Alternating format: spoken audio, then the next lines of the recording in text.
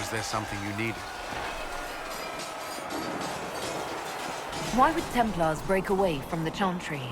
The Order believes the Chantry no longer supports their efforts. Not to the extent they should. But the Templars have served the Chantry for ages. And in that time, they've come to take the Order's services for granted. Templars risk their lives against blood magic, demons, abominations, to feel as if those efforts are dismissed. I may disagree with the Order's actions, but I'm here as proof of that. But I sympathize with their frustrations. I'd like to know more about the Templars. If you need insight into what the Order is doing now, I'm afraid I can't offer more than you already know. Anything else, I will answer as best I can. What does Templar training involve? There is weapon and combat training. Even without their abilities, Templars are among the best warriors in Dalish. Initiates must also memorize portions of the Chant of Light, study history, and improve their mental focus. Did you enjoy your training? To learn everything.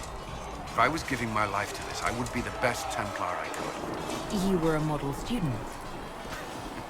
I wanted to be. I wasn't always successful. Watching a candle burn down while reciting the Chant of Transfigurations wasn't the most exciting task. I admit, my mind sometimes wandered. Do Templars take vows? I swear to the Maker to watch all the mages. That sort of thing. There's a vigil first. You're meant to be at peace during that time, but your life is about to change. When it's over, you give yourself to a life of service. That's when you're given a filter, your first draft of lyrium and its power. As Templars, we are not to seek wealth or acknowledgement. Our lives belong to the Maker and the path we have chosen. A life of service and sacrifice. Are Templars also expected to give up physical temptations? Physical? Why... why would you... That's not expected. Templars can marry, although there are rules around it, and the Order must grant permission. Some may choose to give up more to prove their devotion, but it's not required. Have you? Me? No. I've taken no such vows. Maker's breath. Can we speak of something else? Do the Templars do anything besides hunt mages? Templars protect against the dangers of magic. Before the Order left the Chantry, that meant serving in a circle. They were also tasked with tracking apostates or fighting demons inevitably summoned by the weak or malicious. What do you think of mages? Are they all a threat? I've seen the suffering magic can inflict. I've treated mages with distrust because of it, at times without cause. That was unworthy of me. I'll try not to do so either. Not that I want mages moving through our base completely unchecked. We need safeguards in place to protect people, including mages, from possession of the beast. Why did you join the Order? I could think of no better calling than to protect those in need. I used to beg the Templars as our local Chantry to teach me. At first, they merely humored me. I must have shown promise, or at least a willingness to learn. The Knight Captain spoke to my parents on my behalf. They agreed to send me for training. I was 13 when I left home. 13? That's still so young. I wasn't the youngest there. Some children are promised to the Order at infancy. Still, I didn't take on full responsibilities until I was 18. The Order sees you trained and educated first. What about your family? Did you miss them? Of course, but there were many my age who felt the same. We learned to look out for one another. You've lived in the Circle. What was a typical day for a Templar there? Typical. The last time I was in a circle was right before it fell apart. Nothing was typical. Before that, then? Certain rituals require a full guard, and mages howling, for instance. I've attended a few. Most of the time, you merely maintain a presence, on patrol or in the circle, ready to respond if needed. Mages pretend to ignore that presence, but they're watching you just as closely. Do Templars and mages never speak to each other? Some do. but Templars are supposed to maintain a certain distance from their charges. If a mage is possessed or uses blood magic, you must act quickly, without hesitation. Your judgment cannot be clouded. Of course, ignoring one another does nothing to foster understanding. That's all I wanted to know. Thank you. I'm sure you have other matters to attend. See reason, Lissette. We cannot stay here. Why not? Because we're Templars. What does that even mean anymore? That we splinter and fight amongst ourselves instead of protecting the mages? Better that than stay here with this Inquisition. You're awfully quick to dismiss the people who saved your life, Matron. You're the one they're calling the Herald.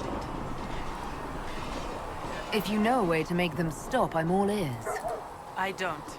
These things have a way of taking on their own life. But I'm glad it has not run to your head. I did not join the Order to adjust my faith so easily. But I appreciate what the Inquisition is trying to do, and your role in it. Though you may find not many Templars do. We're a distrustful lot by nature. I'd like your take on the Templar Order. It's a shadow of what it was. Where once we both protected all people from the dangers of magic, we now posture and grab at power. One day, I hope the circles are again sanctuaries where mages can practice their craft. You're not going to rejoin the Order? When the temple went up, your forces rescued those few of us still alive. My life is a debt I intend to repay, however I can. Do you have any idea what caused the explosion? No, I'm just a recruit. Belief and faith doesn't get you closer to the important meetings. Though that distance did save my life. How did you come to be a Templar? It seemed the right thing to do. My family are tradesfolk in Denerim. I could have become a cobbler like my father, but this seemed better. It's a chance to uphold the Chantry's laws and help the mages through a troubled time. Not every Templar feels that way. I know. Power can corrupt. It's a delicate balance. One person trying to do something can make a difference.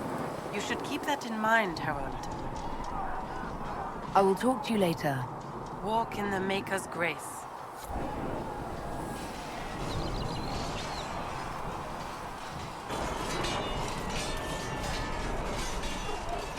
It occurs to me I don't actually know much about you. What do you want to know? I'm not sure. Where are you from? I thought you knew that. I suppose I could ask Liliana. She has collected a frightening amount of information on you. But I don't want to ask her. I want to hear it from you. My clan never stayed in one place for long, though we primarily roamed the free marches. Oh?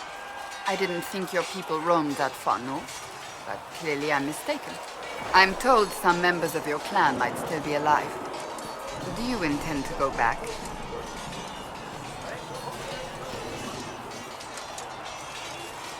I might, once this is done. It will not be the same once you do. I'd like to get to know you better. You would? Is that a problem? Not entirely. I'm just curious as to your motivation. No motivation, beyond making things between us less... Antagonistic? Exactly. As you wish. My name is Cassandra Pentagast, daughter of the Royal House of Navarra, 78th in line for the Navarran throne. I joined the Seekers of Truth as a young woman, and was with the Order until they withdrew from the Chantry. I remained as the Divine's right hand, carrying out her order to form the Inquisition. And here we are. That's all there is to know, my lady. You're a member of Navarra's royal family. The Pentagasts are a very large clan. Half of Cumberland could say the same. Really? No, but it feels that way. I have hundreds of relatives so distant they need charts to prove we're related at all. And they have them. Oh yes. The Pentaghasts value their precious blood like it runs with gold. And you joined the Seekers to get away from that? It was a life worth getting away from. The Pentaghasts are famed for dragon hunting, but few actually pursue the craft. Most are fat and lazy. They pay lip service to the Maker and care only for idle pleasures and past glories. My brother was all that kept me in Navarra. Once he was gone, so was I.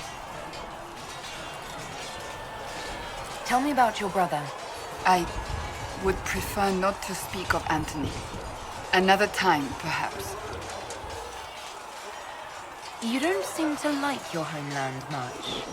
My family polluted it for me. What little I saw of my homeland was through the bars of a gilded cage. My uncle treated me like a porcelain doll to be placed on a shelf and dusted only when necessary. Thus I did not see Navarra, the real Navarra, until much later. By then I realized I knew it not at all. Your uncle? What about your parents? They had the misfortune of taking the wrong side in the second attempt to overthrow King Marcus. The king executed them, but spared my brother and I since we were family, and children at the time. Thus we were raised by my uncle, a Mortalitasi who preferred the company of his corpses to the living. Your uncle was a Mortalitasi? A death mage. He still is. My countrymen do not burn the dead, they bury them in special crypts. The Mortalitasi supervise the crypts, like priests. Uncle Vestalis oversees the grand necropolis. Navarrans spend more time honoring dead relatives than they do with living ones. It is odd to be so fascinated with death and its trappings. I will never understand it. So you were the right hand to the Divine? To Divine Justinia, yes. And Divine Beatrix before her, in fact. The position is normally reserved for Templars of the Knights Divine, but my circumstances were unusual. Unusual how? You don't know the story? Thank the Maker. I will tell you if you wish, but it isn't as exciting as some drum it up to be. The short version is that I once saved the previous Divine's life. My reward was becoming her right hand. But what does a right hand do, exactly? What is your hand capable of? It gives, it takes, it beckons. It makes a fist. Liliana and I extended the Divine's reach beyond the Grand Cathedral. We went where she could not. After Beatrix, I was tired of the position and wanted to return to the Seekers. But Justinia convinced me to stay. Her vision for the future gave me hope. You thought she could really change things? Justinian knew the war was coming long before it began. She tried to avert it, but the forces arrayed against her were too strong. Sometimes you have to break a bone so it can be reset. That's where the Inquisition comes in. It was to be the answer. A means to preserve as well as an agent for change. I only wish she had lived to see it. So, what's the story about you becoming the right hand? Sweet Andraste, do you really want to hear that? It was, what, 18, 20 years ago? Some still discuss it like it happened yesterday. The tale gets bigger each time it's told. I barely recognize myself within it now. That's what happens with stories that become legends. I am not a legend, nor was I then. I was a young woman barely out of training. To hear others tell it, I alone saved Divine Beatrix from a horde of dragons sent to assault the Grand Cathedral. Rather impressive for such a young seeker, wouldn't you say? And the truth is? I stumbled upon a conspiracy to kill Beatrix. A Templar Knight Commander was at its heart. And there was a dragon battle at the Grand Cathedral, but I had help from loyal mages who rallied to the cause. They freed the dragons from magical control.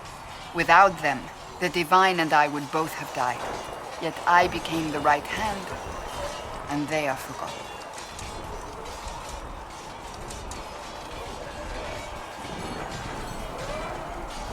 What happened to the mages that helped you? They went back to their circles, with rewards and privileges and Most Holy's gratitude. Many of them died at the conclave. I think you're a hero, no matter how you downplay it. Fine. But it was 20 years ago. I will not rest upon my laurels. I'll let you get back to work.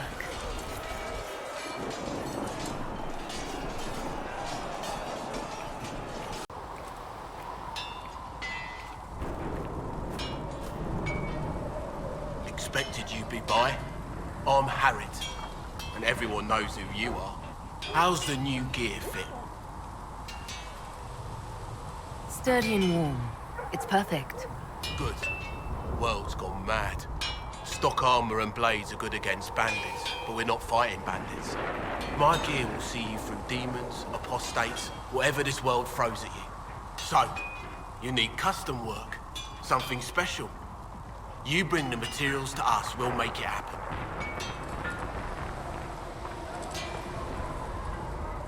What can you and your team make here? Arms and armor. We work irons of blighted dragon bone, if you've got it. Our designs are simple, but they get the job done. You want something fancy, bring your own design. We'll see what we can do. How did you come to be here? Come from a little town called Lothbury. Long gone now. I was in Redcliffe when the Darkspawn hit it during the Blight. Helped rebuild. Left when royalty decided it was time to hand the place over to the bloody mages. Ended up here. Just missed the boom.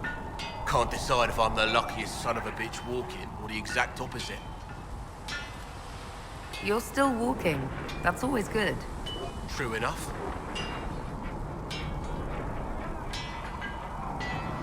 Who outfits the Inquisition's soldiers? Not me. I've got work to do. Can't be passing a sword to every blighter who signs up. If you want to help the troops, talk to Thren, the quartermaster. She'll set up requisitions. Does the Inquisition not have supplies to make armor or weapons? Tough convincing traders to haul up here. Impossible to get them to risk the rare stuff, so that's on you. If I want something, what can you make? Start simple. Something to keep you safe. Take a look at it on the table there and we can talk. You'll need materials. We should have what you want just outside. Can you help improve my arms and armor? Yes. You find a new piece, a pauldron or greaves, we'll take care of you. You can't just slap a new hilt on your sword in the field. Bring it here, we'll make sure it's done right and proper. Goodbye. Right.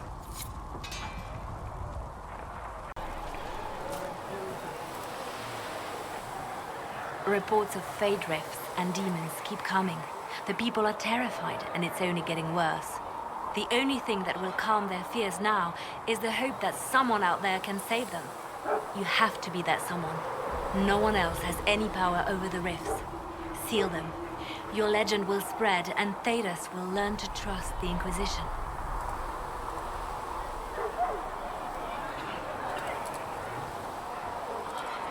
They called you the left hand of the Divine. That they did? What of it?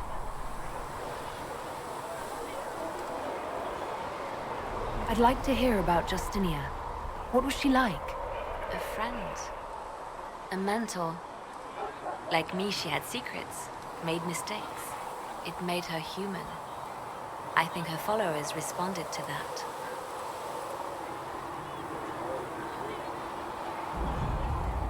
How did you and Justinia meet? I met her a long time ago, before she became divine. Before she was Justinia. When I met her, she was Mother Dorothea. I was at my lowest.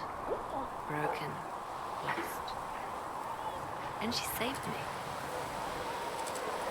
No, wait. She hates it when I say that. I saved myself. She just showed me it was possible. Was there something more than friendship between you? You're asking if we were lovers? Typical. I was devoted to her, therefore it must be romantic. Love is common. Love is simple. My bond with Justinia was something greater. She was a sister, a mother, a teacher. So to answer your question, yes, it was more than friendship. We'll talk more later.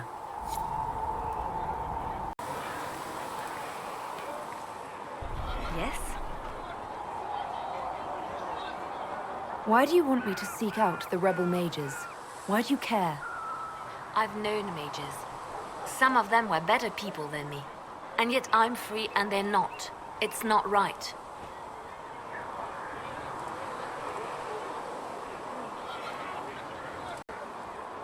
They called you the left hand of the Divine. That they did? What of it? What exactly does the left hand of the Divine do? A divine always has enemies, and Justinia had more than most. I protected her. I watched, had an ear to every door. I identified threats, and I dealt with them. Why did Justinia have so many enemies? There were many who felt she was unfit to be divine. She had a past, a worldly life. Unlike many, she wasn't given to the Chantry as a child. She chose it, and somehow that made her unworthy. And because they thought she was unworthy, they wished her harm. You still haven't told me what you did, exactly. I handled difficult situations that couldn't be resolved through more delicate means. What is the point of an Inquisition? Justinia would have started the Inquisition if the Divine Conclave failed to restore peace.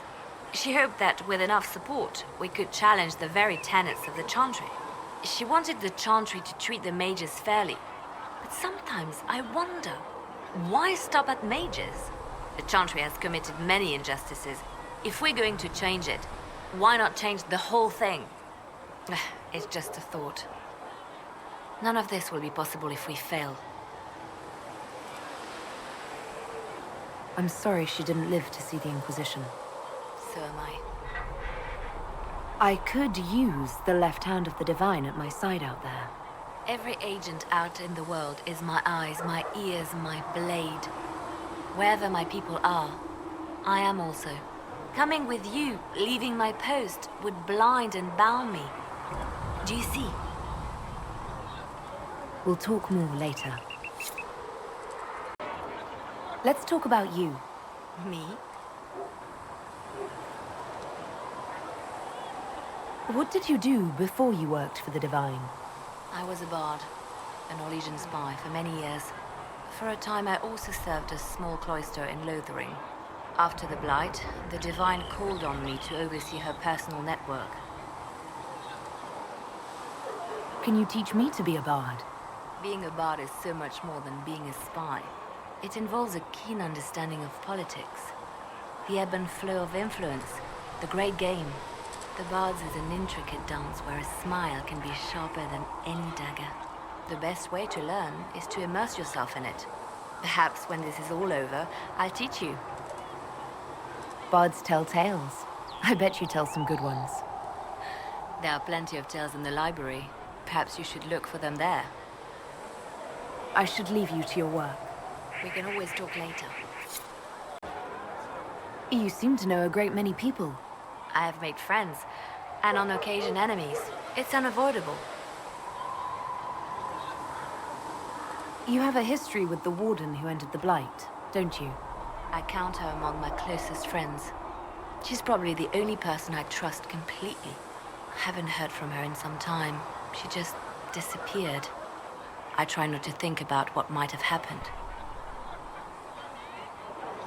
They say you spent some time in Lothering. Did you know the champion?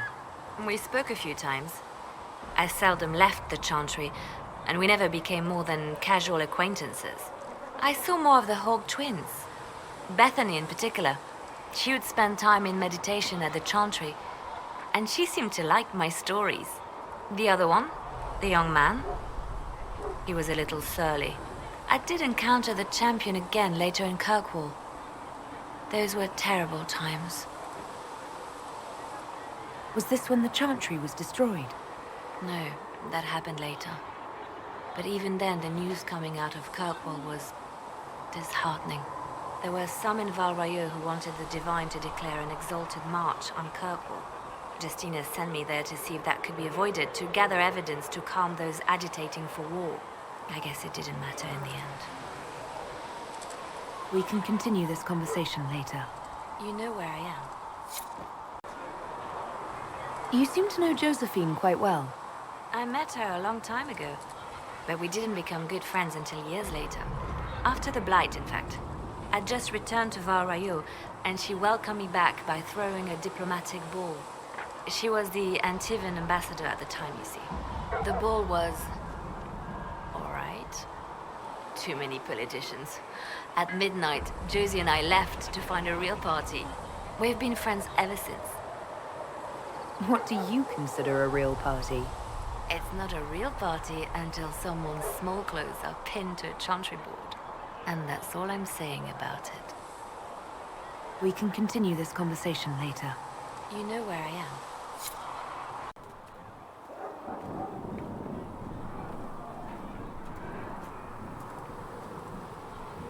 Greetings.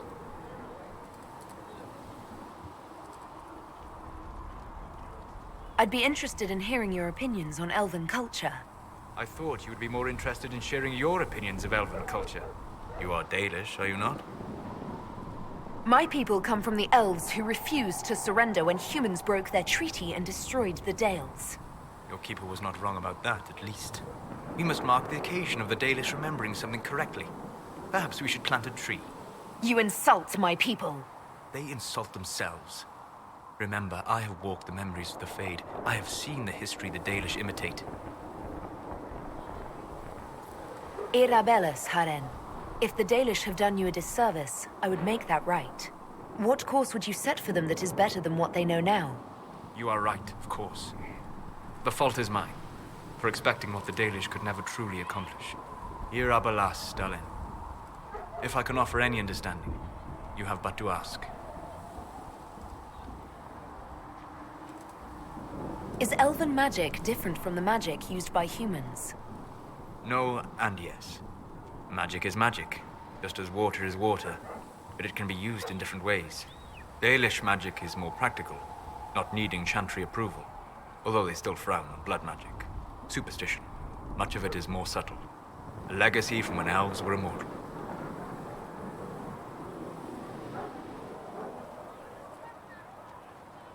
The legends of elven immortality.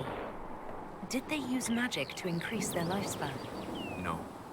It was simply part of being elven. The subtle beauty of their magic was the effect, not the cause of their nature. Some spells took years to cast. Echoes would linger for centuries, harmonizing with new magic in an unending symphony. It must have been beautiful.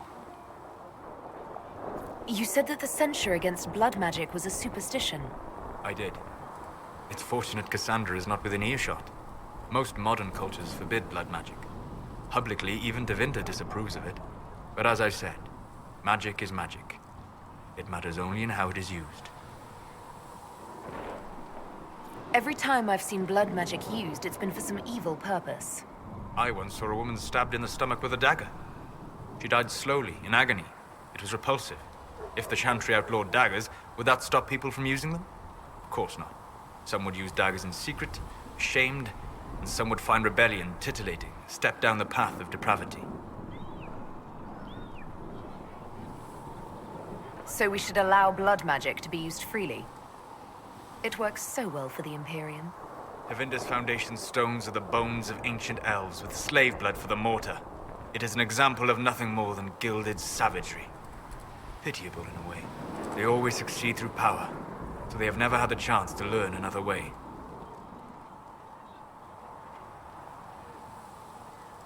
Are all Dalish elves like my clan? No. Your clan was unique in having enough interest in human affairs to send you to spy upon the Divine's meeting. As your clans have been separate for so long, they have all changed, adapting to the lands in which they live. Some are no more than bandits, others trade freely with humans, and some have disappeared entirely into the forests.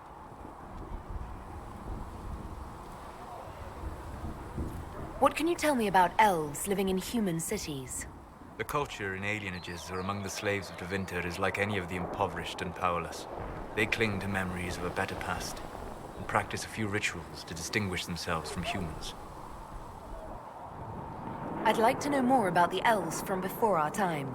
The Dalish strive to remember Hallam Shiral, but Hallam Shiral was merely a fumbling attempt to recreate a forgotten land. Arlathan. Elvanan was the empire, and Arlathan its greatest city. Place of magic and beauty, lost to time. You've studied ancient elves. What else do you know of Arlathan? We hear stories of them living in trees, and imagine wooden ramps or Dalish Erebels. Imagine instead spires of crystal twining through the branches, palaces floating among the clouds. Imagine beings who lived forever, for whom magic was as natural as breathing. That is what was lost. We'll talk later. Goodbye. What do you know about the Fade? A great deal from my wanderings. There are few hard facts, but I can share what I have learned. I'd like to know more about the Breach. Simply put, it is a tear in the veil between this world and the Fade, allowing spirits to enter the world physically. Small tears occur naturally when magic weakens the veil, or when spirits cluster at an area that has seen many deaths. But your mark allows you to exert some control over the Breach. That means it was created deliberately. I'd like to know more about the Veil. Circle mages call it a barrier between this world and the Fade, but according to my studies in ancient elven lore, that is a vast oversimplification. Without it, imagine if spirits entered freely. The Fade was not a place one went, but a state of nature like the wind. It sounds like it would be wonderful. And dangerous. But yes, a world where imagination defines reality, where spirits are as common as trees or grass. Instead, spirits are strange and fearful, and the Fade is a terrifying world touched only by mages and dreamers.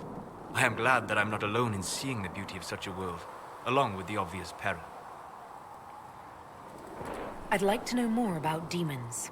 The Chantry says that demons hate the natural world and seek to bring their chaos and destruction to the living. But such simplistic labels misconstrue their motivations, and in so doing, do all a great disservice. Spirits wish to join the living, and a demon is that wish gone wrong.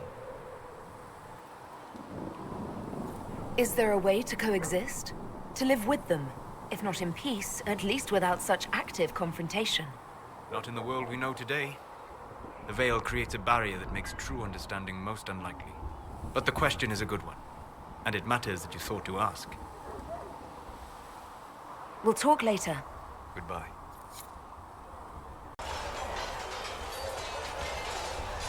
Yes? Can you tell me more about the Seekers? The Seekers of Truth were born from the original Inquisition long ago, when it united with the Chantry. Seekers stood above the Templars, watching over them but also investigating magical events they couldn't handle. We were meant to be incorruptible, above reproach. How seldom does reality match the ideal? But what are Seekers exactly? Those who know anything of us think we are Templars. We do not use lyrium, however. Our abilities are different, as was our original purpose. We disciplined the Templars and were accountable only to the Divine, and not even her, truthfully.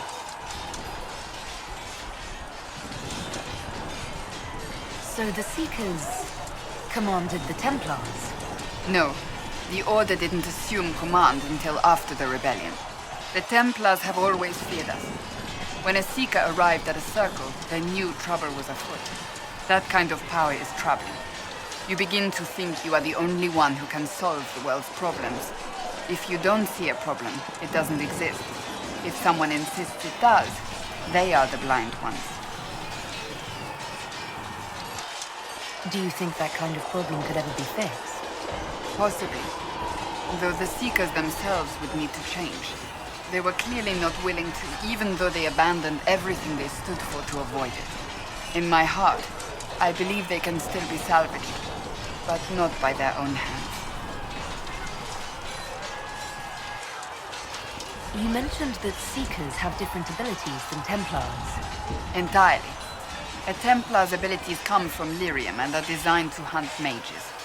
Ours come from ritual and many years of dedicated training.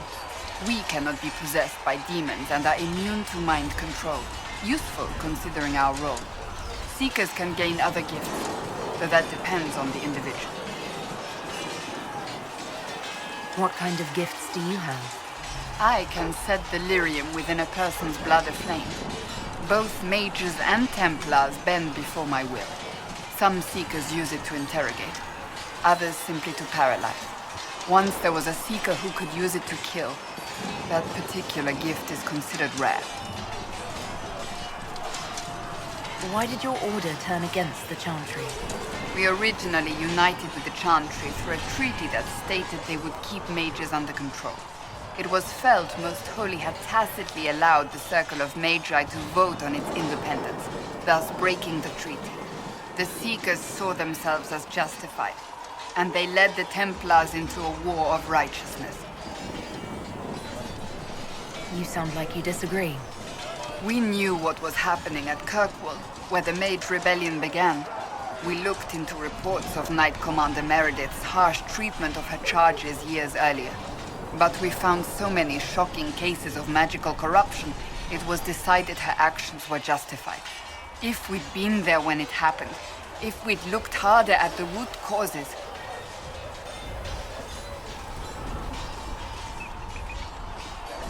You seem to care a great deal about it. Too much, if you ask the rest of my order. When faced with a problem, the Seekers would close ranks and crush it. We would find an answer, but only once we felt we weren't being coerced. The moment the mages voted for independence, our response was predictable. It was difficult to watch. How does someone become a Seeker? Most Seekers begin training in their youth. I was much older, an exception due to my noble birth. We train rigorously for years. Our bodies and minds must be elastic to undergo the vigil, and most fail even then. Is the vigil some kind of initiation? It is the rite every Seeker must go through in order to summon their gifts. A full year of fasting, prayer, and separation from all distractions, including other people.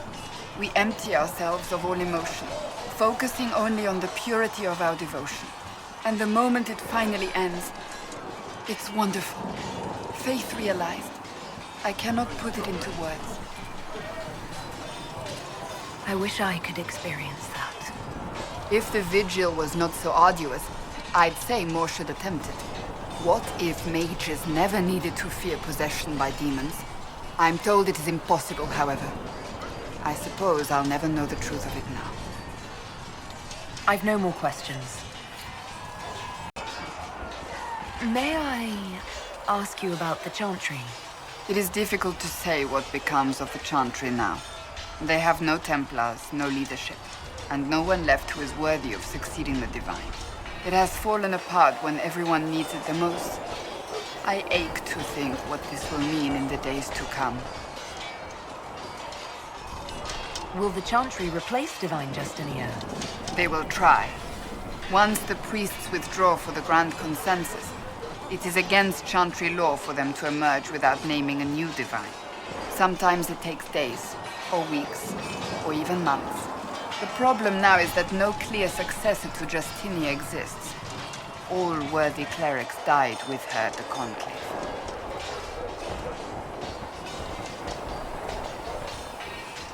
So what happens if they can't agree on someone? Theoretically, they will argue until exhaustion takes them or they see reason. Practically, however, if the Grand Consensus goes on too long, the Chantry will crumble. Any cleric with ambition but little sense will see this as her one chance, and plenty of such clerics exist. We shall see what happens. The Inquisition must act in the meantime. If they do choose a new Divine, will you serve her? That depends on whether she would have me. I am a rebel now, remember? And even if she would, I do not know. It would depend on what type of Divine she is. I am no longer in a position to follow blindly. and no new divine could expect such obedience now.